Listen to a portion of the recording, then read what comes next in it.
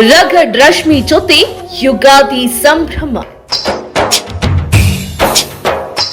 ನಮಸ್ಕಾರ ವೀಕ್ಷಕರೇ, ಪ್ರಜಾ ಟಿವಿಗೆ ಸ್ವಾಗತ. ನಾನು ನಿಮ್ಮ ಪುನೀತ್.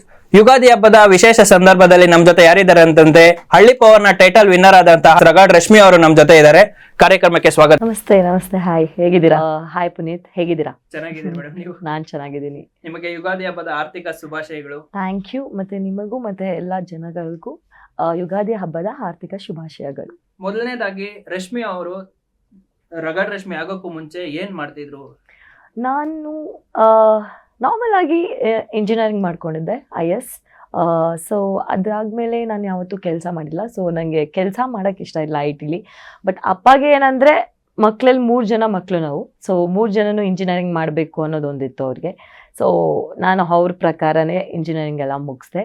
ಸೊ ಅದಾದಮೇಲೆ ಅಪ್ಪಗೆ ಸ್ವಲ್ಪ ಹೆಲ್ಪ್ ಮಾಡಿಕೊಂಡು ಕಾಂಟ್ರಾಕ್ಟಿಂಗಲ್ಲಿ ಅದನ್ನು ಮಾಡ್ಕೊಂಡಿದ್ದೆ. So this is how my life was. Engineering ಇಂದ ಹಳ್ಳಿ ಪವರ್ಗೆ ಬಂದು ಜಿ ಕನ್ನಡ ಟೆಲಿವಿಷನ್ಗೆ ಬಂದು ಇವಾಗ ಟೈಟಲ್ ವಿನ್ನರ್ ಆಗಿದ್ದೀರಾ, ಅದೆಷ್ಟು ಖುಷಿ ಕೊಡ್ತಿದೆ ನಿಮಗೆ? ಅನ್ಎಕ್ಸ್ಪೆಕ್ಟೆಡ್ ಅಂತ ಹೇಳ್ಬೋದು. ಯಾಕಂದರೆ ನಾನು ಯಾವುದು TV ಅಂದರೆ ಮುಂಚೆ ಯಾವತ್ತು ಆ್ಯಕ್ಟಿಂಗ್ ಓದೋಳಲ್ಲ, ಇಲ್ಲ TV-ಲಿ ಕಾಣಿಸ್ಕೊಂಡೋಳಲ್ಲ. ಸೊ ಯಾವತ್ತು ಅದ್ರ ಮೇಲೆ ಇಂಟ್ರೆಸ್ಟ್ ಇಲ್ಲ. ಬಟ್ ನಂಗೆ ಚಿಕ್ಕವಳಿಂದ ಒಂದು ಇಂಟ್ರೆಸ್ಟ್ ಏನಿತ್ತು ಅಂದರೆ, ಮುಂಚೆ ಅಕುಲ್ ಸರ್ ಎಲ್ಲ ಒಂದು ಸ್ವಲ್ಪ ರಿಯಾಲಿಟಿ ಶೋಸ್ ಎಲ್ಲ ಮಾಡ್ತಿದ್ರು. ಮುಂಚೆಯಿಂದನೂ ಆಸಕ್ತಿ ಇತ್ತು ನನಗೆ. ಸೊ ಯಾಕಂದರೆ ನಾನು ಸ್ಕೂಲ್ ಟೈಮಿಂದ ಆಗಲಿ ಒಂದು ಸ್ಪೋರ್ಟ್ಸ್ ಪರ್ಸನ್ ಇದ್ದೆ, ಅಥ್ಲೆಟ್ ಇದ್ದೆ. ಸೊ ನನಗೆ ಇದ್ರ ಮೇಲೆ ಇಂಟ್ರೆಸ್ಟ್ ಜಾಸ್ತಿ ಇತ್ತು. ಸೊ ನನಗೆ ಅಲ್ಲಿ ಹೋಗ್ಬಿಟ್ಟು ಫೇಕ್ ಮಾಡೋದು ಇಲ್ಲ ಆ್ಯಕ್ಟಿಂಗ್ ಮಾಡೋದೇನಿರ್ಲಿಲ್ವಲ್ಲ. So it was something. ನಾನು ಹೋಗಿ ನನ್ನ ಪೊಟೆನ್ಷಿಯಲ್ ಇದೆಯೋ ಅದನ್ನು ತೋರಿಸ್ಬೋದಲ್ವಾ, ನಾನು ಇರೋ ರೀತಿಗೆ ತೋರಿಸ್ಬೋದು. ಸೊ ರಿಯಾಲಿಟಿ ರಶ್ಮಿ ಏನಿದ್ದಾಳೋ ಅದನ್ನು ತೋರಿಸ್ಬೋದು ಅನ್ನೋ ಒಂದು ತಲೆಯಲ್ಲಿತ್ತು. ಸೊ ಹಾಗೋಯ್ತು ಅದು.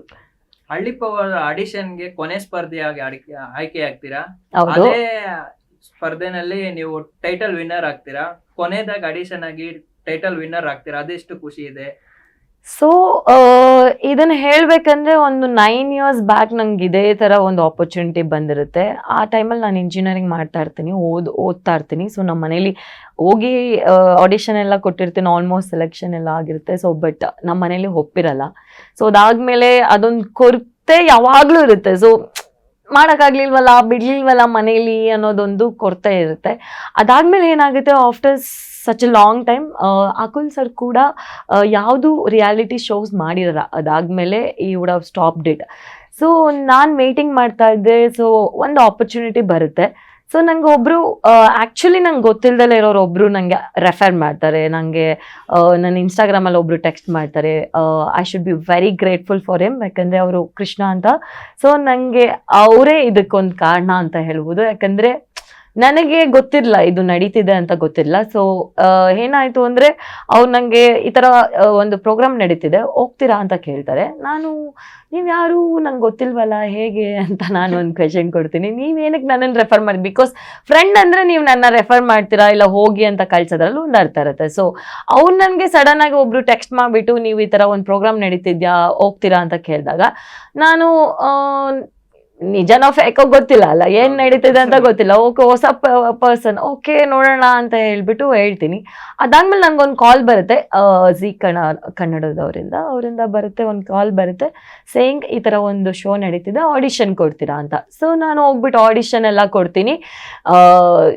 ಯಾಕಂದರೆ ನನಗೆ ಯಾವತ್ತೂ TV ಮುಂದೆ ಹೋಗಿರೋದು ಹೊಸದು. ನಂಗೆ ಸ್ವಲ್ಪ ಬೇಕಾದ್ರೆ ಜೋರಾಗಿ ಮಾತಾಡ್ಬಿಡ್ತೀನಿ, ಒಂದು ಸ್ವಲ್ಪ ಟಾಮ್ ಬಾಯ್ ಥರನೇ ಬೆಳೆದಿರೋದು.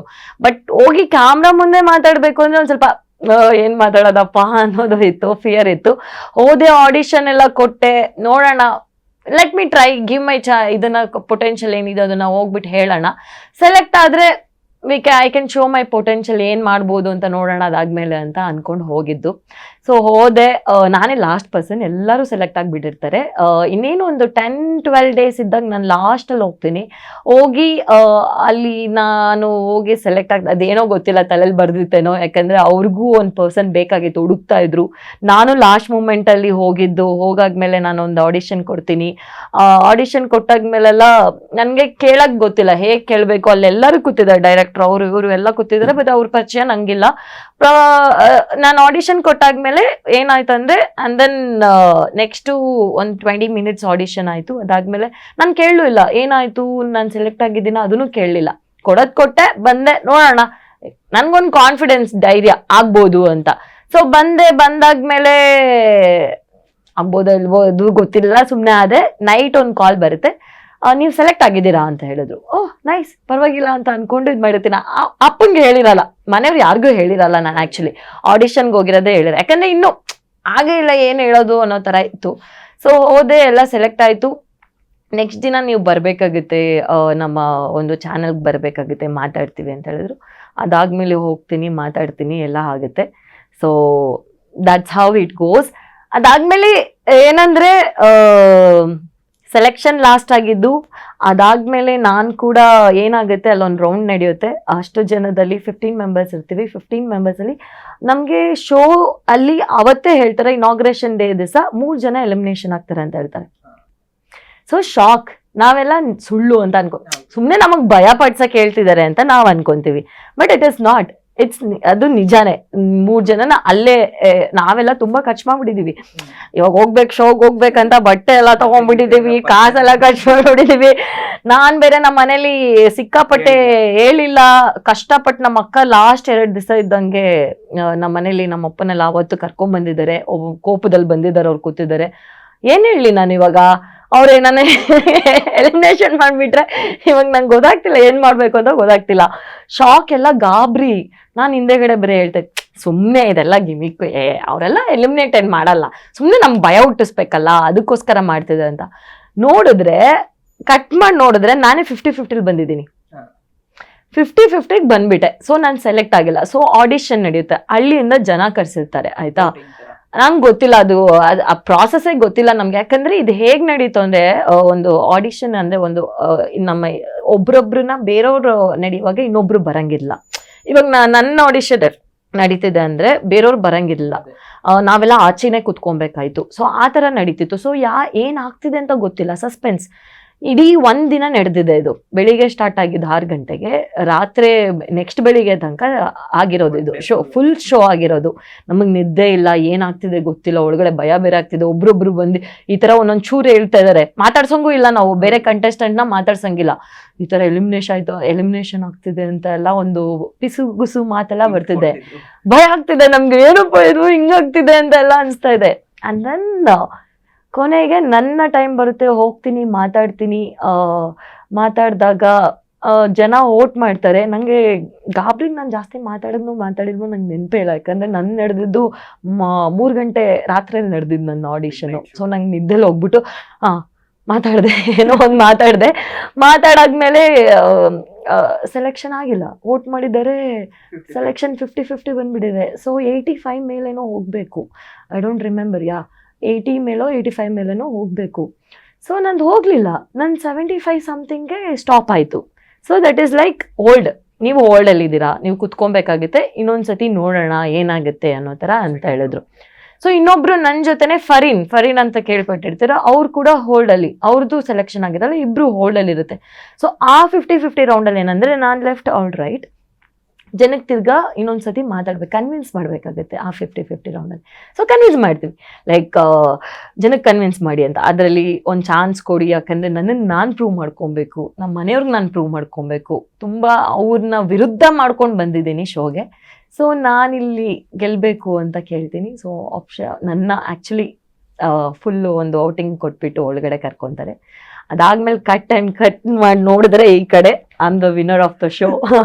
So it's a beautiful journey, ಹೇಳಕ್ಕಾಗಲ್ಲ. ಯಾಕಂದ್ರೆ ಒಂದು ಕನ್ಸು ಅಂತಾನೂ ಹೇಳ್ಬೋದು. ಯಾಕಂದ್ರೆ ಅವತ್ತು ಲಾಸ್ಟಲ್ಲಿ ಬಂದವಳು ನಾನೇ, ಆ ರೌಂಡಲ್ಲಿ 50-50 ಆಗಿದ್ದೀನಿ. ಅದಾದ್ಮೇಲೆ ಲಾಸ್ಟಲ್ಲಿ ನೋಡಿದ್ರೆ I am the winner of, ಹೌದು. ಅದಾದ್ಮೇಲೆ ನನ್ಗೆ ಡೌಟ್, ಹೋಗ್ಬೇಕು ಹೋಗ್ಬಾರ್ದ ಈ ಶೋಗೆ ಅನ್ನೋದೊಂದು ಡೌಟ್ ಇತ್ತು. ಅದಾದ್ಮೇಲೆ ನೋಡಿದ್ರೆ today I am the winner of the show. So I am very proud of what ever it ಒಂದ್ ಕಡೆ ತಂದೆನ ಇಡೀ ಫ್ಯಾಮಿಲಿನ ಎದುರಾಕೊಂಡ್ ಬಂದ್ರೆ, ಹೌದು ನಿಜ. ಇವಾಗ ಟೈಟಲ್ ವಿನ್ನರ್ ಆಗಿದ್ರ, ಈ ಟೈಟಲ್ ವಿನ್ ಆದ್ಮೇಲೆ ಎಷ್ಟು ಖುಷಿ ಪಡ್ತಿದಾರೆ ಫ್ಯಾಮಿಲಿ ಅವರು? ಓ ಸಿಕ್ಕಾಪಟ್ಟೆ, ಹೇಳ್ಕೊಳಕ್ಕೆ ಆಗಲ್ಲ, ಅಷ್ಟೊಂದು ಒಂದು ಪ್ರೌಡ್ ಇದೆ ನನ್ ಮೇಲೆ. ನನಗೆ ಪ್ರೌಡ್ ಇದೆ, ಯಾಕಂದ್ರೆ 120 ದಿವಸ ಏನ್ ನಾವು ಜರ್ನಿ ಮಾಡಿದ್ವಲ್ಲ, ಇಟ್ ಇಸ್ ನಾಟ್ ಈಸಿ. ಯಾಕಂದ್ರೆ ಹಳ್ಳಿಲಿ ಏನೂ ಯಾವತ್ತೂ ಹೋಗ್ದಲೆ, ಯಾವತ್ತೂ ಏನೂ ಮಾಡ್ದಲೇ ಇರೋರು, ಪ್ರತಿದಿನ ಹೋಗಿ ನಾವು ಆ ಜೀವನ ಜೀವಿಸಿದೀವಿ, ಬದುಕಿದೀವಿ, ಆ ಪ್ರೀತಿ ಗಳಿಸಿದೀವಿ.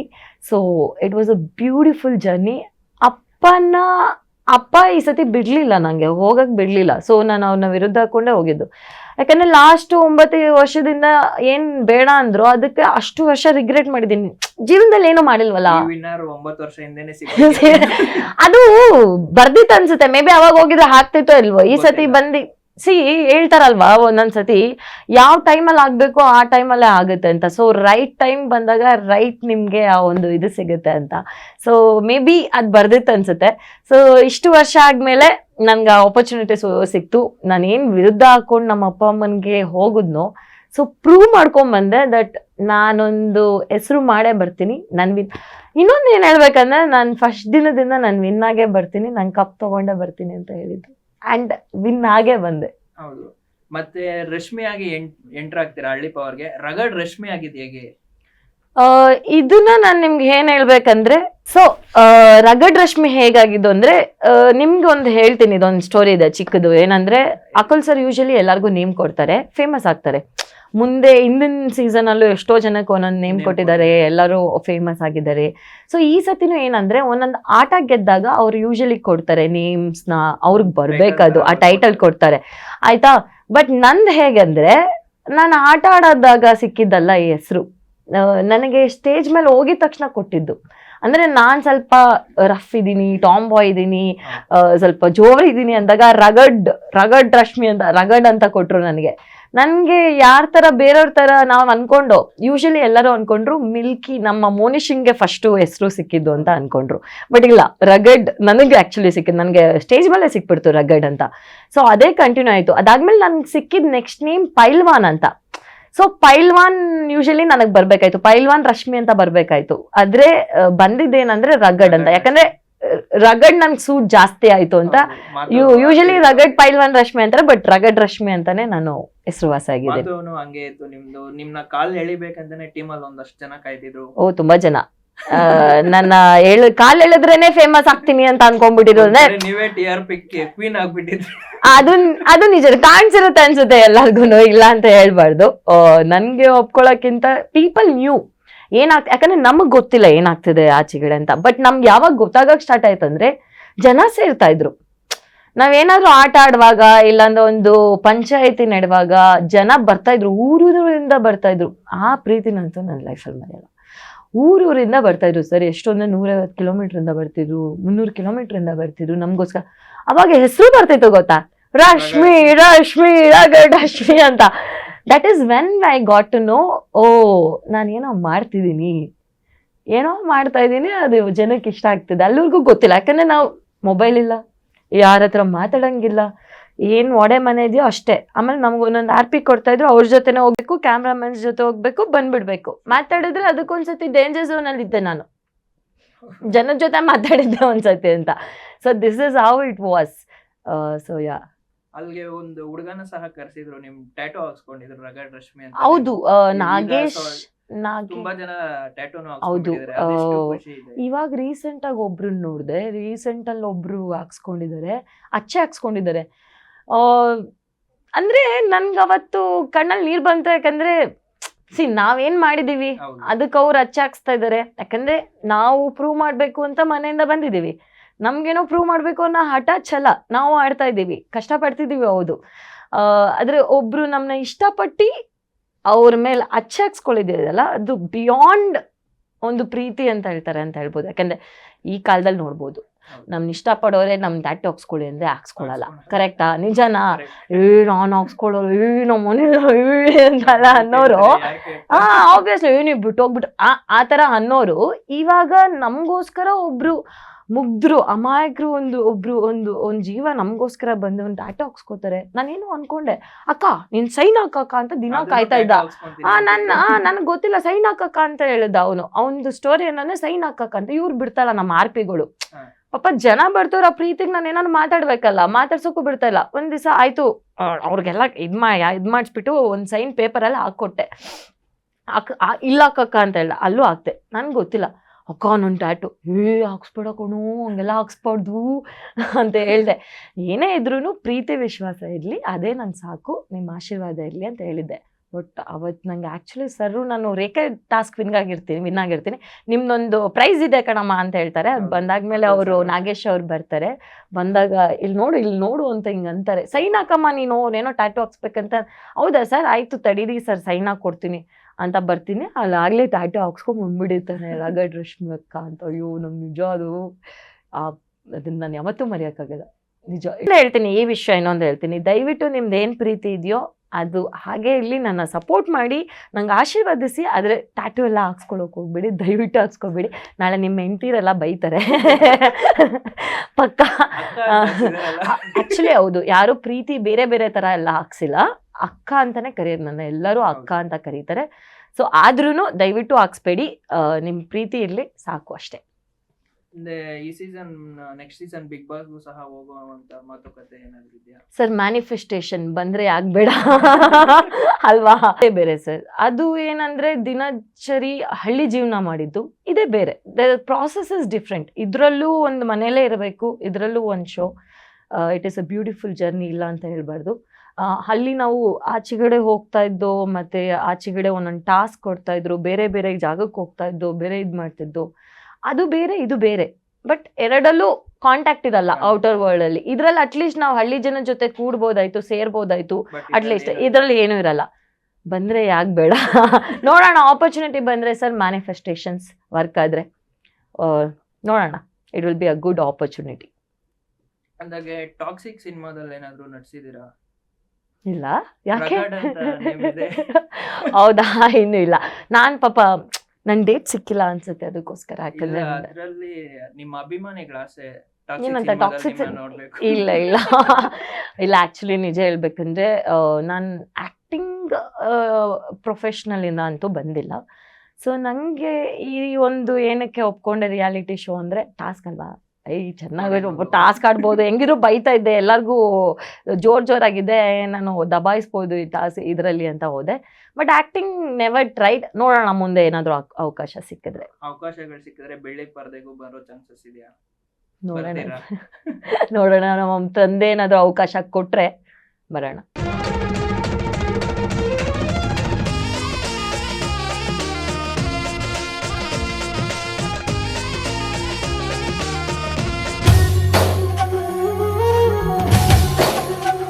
ರಗಡ್ ರಶ್ಮಿ ಜೊತೆ ಯುಗಾದಿ ಸಂಭ್ರಮ.